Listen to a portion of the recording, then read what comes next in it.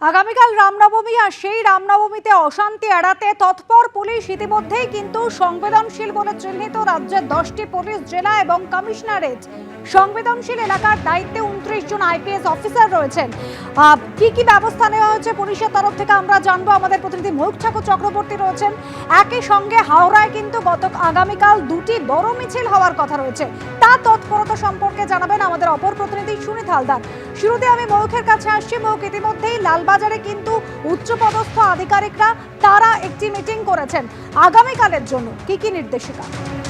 দেখো, আজকে সকাল থেকেই কলকাতা পুলিশ কমিশনার মনোজ ভার্মা, কলকাতা পুলিশের সিনিয়র অফিসার অ্যাডিশনাল সিপি র্যাঙ্কে যারা রয়েছেন, এছাড়াও যারা ডেপুটি কমিশনার রয়েছেন, তাদেরকে নিয়ে আজকে লালবাজারে একটা মিটিং করেন এবং এই মিটিং লালবাজারে বেশ কিছুক্ষণ ধরে হয়।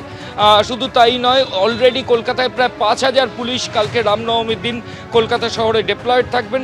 স্পর্শকাতর প্রত্যেকটা জায়গা আইডেন্টিফাই করা হয়েছে, যেখানে লালবাজারের সিনিয়র অফিসাররা ইতিমধ্যে ভিজিট করেছেন। পুলিশ সূত্রে যেটা এখনো পর্যন্ত জানানো হচ্ছে, লালবাজারের তরফ থেকে কলকাতায় মোট 59টা রামনবমীর মিছিল এখনো পর্যন্ত শিডিউলড রয়েছে, যার মধ্যে 5 থেকে 5টা বড় র্যালি রয়েছে। এবং এই 5টা বড় র্যালির মধ্যে প্রথম দুটো র্যালি সেটা হচ্ছে কাশীপুর এরিয়ায় রয়েছে, যেখানে দুটো র্যালি কাশীপুরের জগন্নাথ মন্দির থেকে Kashipur Udyanbati, 96 Khagen Chatterjee road, FCI godown, BT road, Rabindrabharati বিশ্ববিদ্যালয়, এই সমস্ত রাস্তা দিয়ে গিয়ে বিবি বাজারের সামনে শেষ হবে। অন্যদিকে কাশীপুরে দুটো র্যালি, একটা তৃণমূল কংগ্রেস অর্গানাইজ করছে আর একটা বিজেপি অর্গানাইজ করছে। কাশীপুরে দুটো র্যালির পাশাপাশি বড়বাজার এরিয়াতেও র্যালি রয়েছে। ওখানে নাখোদা মসজিদ, রবীন্দ্র সরণি এরিয়া থেকেও র্যালি বেরোনোর কথা। এবং আজকে বিকেল 3:30-র পর কলকাতার পুলিশ কমিশনার সেই সমস্ত জায়গা সেন্ট্রাল ডিভিশনের সেখানে আজকে ভিজিট করবেন। সিকিউরিটি অ্যারেঞ্জমেন্ট কীরকম আছে সেগুলো তিনি সুপারভাইজ করবেন। এছাড়াও একটা বড় র্যালি রয়েছে এন্টালি রামলীলা ময়দান, সেখান থেকে ক্রিস্টোফার রোড এন্টালি, এখানে র্যালি যাবে।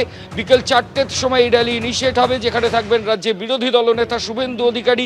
এই র্যালিতে ম্যাক্সিমাম 15,000 মানুষ আসতে পারেন, এমনটাই উদ্যোক্তাদের দাবি। এবং আরেকটা র্যালি রয়েছে, সেটা রয়েছে খিদিরপুরে হনুমান মন্দির থেকে, সেই র্যালি ইনিশিয়েট হবে এবং সেখানেও রাজ্যের বিরোধী দলনেতা শুভেন্দু অধিকারী থাকতে পারেন। এবং আমি আরেকটা বলছি, কলকাতার পাশাপাশি হাওড়া অত্যন্ত স্পর্শকাতর জায়গা। হাওড়া থেকে মোট দুটো র্যালি ইনিশিয়েট করছে। তার একটা নরসিংহ মন্দির থেকে জিটি রোড, অলকা মোড় হয়ে সেই র্যালি যাবে সন্ধ্যাবাজার, পিএম বস্তি, অত্যন্ত স্পর্শকাতর হাওড়ার এই জিটি রোড সংলগ্ন জায়গা। এবং হাওড়াতে আরেকটা র্যালিও হওয়ার কথা রয়েছে। সব মিলিয়ে কলকাতা এবং হাওড়া এবং হুগলিতেও সেখানেও র্যালি রয়েছে। কলকাতায় 59টি র্যালি, 5টা বড় র্যালি, 5000 পুলিশ সিনিয়র আইপিএস অফিসাররা কালকে রাস্তায় থাকবেন।